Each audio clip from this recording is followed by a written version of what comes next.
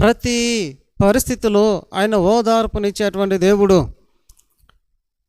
బాధ కలిగించే ప్రతి విషయాన్ని బట్టి ఆయన మనల్ని ఓదార్చేటువంటి దేవుడు.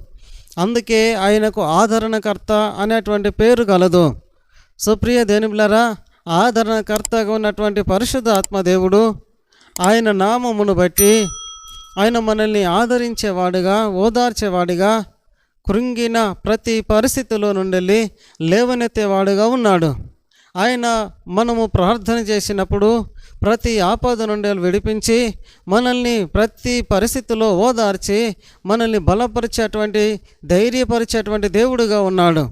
అందుకే ఆయన తన నామమును బట్టి నిన్ను ఉద్ధరించుచున్నాడు, నిన్ను ఉద్ధరించునుగాక అని వాక్యం ద్వారా ఆయన మాట్లాడుతున్నాడు. సో ఆయన ఆదరించేటువంటి దేవుడు. మొదటిది ఉత్తరం ఇచ్చేటువంటి దేవుడు, రెండవది ఆదరించేటువంటి దేవుడు. ఆయన ప్రతి ఆపదలో నిన్ను ఆదరిస్తాడు, ప్రతి ఆపదలో నిన్ను విడిపిస్తాడు, ప్రతి కృంగుదలలో నిన్ను ఓదారుస్తాడు.